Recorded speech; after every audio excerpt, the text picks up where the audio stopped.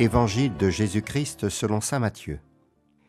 Les disciples s'approchèrent de Jésus et lui dirent : « Pourquoi parles-tu à la foule en paraboles ?» Il leur répondit : « À vous il est donné de connaître les mystères du royaume des cieux, mais à eux ce n'est pas donné. Celui qui a recevra encore, et il sera dans l'abondance, mais celui qui n'a rien se fera enlever même ce qu'il a. Si je leur parle en paraboles, c'est parce qu'ils regardent sans regarder, qu'ils écoutent sans écouter et sans comprendre. Ainsi s'accomplit pour eux la prophétie d'Isaïe. Vous aurez beau écouter, vous ne comprendrez pas. Vous aurez beau regarder, vous ne verrez pas. Le cœur de ce peuple s'est alourdi. Ils sont devenus durs d'oreilles. Ils se sont bouchés les yeux pour que leurs yeux ne voient pas, que leurs oreilles n'entendent pas, que leur cœur ne comprenne pas et qu'ils ne se convertissent pas. Sinon, je les aurais guéris. Mais vous, heureux vos yeux parce qu'ils voient et vos oreilles parce qu'elles entendent. En vérité, je vous le dis, beaucoup de prophètes et de justes ont désiré voir ce que vous voyez et ne l'ont pas vu, entendre ce que vous entendez et ne l'ont pas entendu.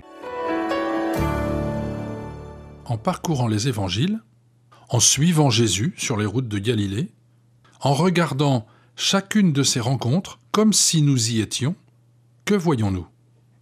Jésus est attentif à chacun et offre à tous l'amour et la miséricorde de Dieu.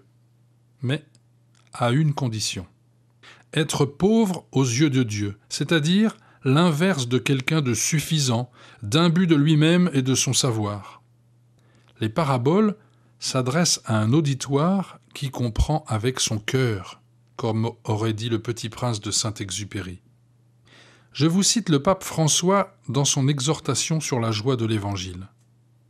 On reste admiratif des moyens qu'emploie le Seigneur pour dialoguer avec son peuple, pour révéler son mystère à tous, pour captiver les gens simples avec des enseignements si élevés et si exigeants.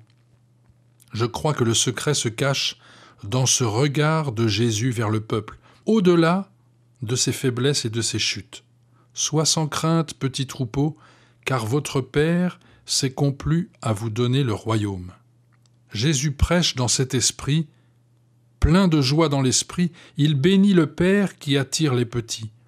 Je te bénis, Père, Seigneur du ciel et de la terre, d'avoir caché cela aux sages et aux intelligents et de l'avoir révélé aux tout-petits. Pourtant, les scribes et les docteurs de la loi ont entendu les mêmes paroles et vu les mêmes miracles que tout le peuple. Pourquoi n'ont-ils pas reconnu Jésus, eux qui connaissaient les prophètes, les psaumes et toutes les interprétations ?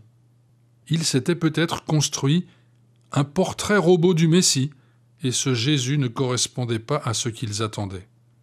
Et moi, aujourd'hui, est-ce que je me laisse surprendre par Jésus ?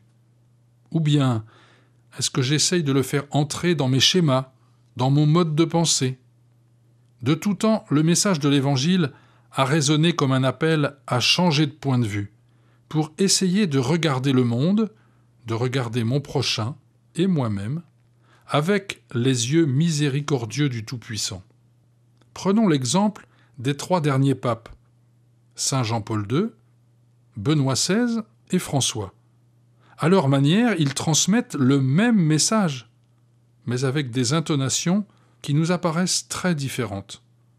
Pour suivre Jésus, je vous invite à relire aujourd'hui une parabole que vous connaissez bien, en demandant à l'Esprit Saint de vous donner un regard neuf pour y découvrir une bonne nouvelle pour aujourd'hui. Alors, en route et bonne journée à chacun. L'évangile du jour était commenté par Philippe Arrivé, diacre permanent pour le diocèse de Nantes, au service de la paroisse de Saint-François-des-Coteaux.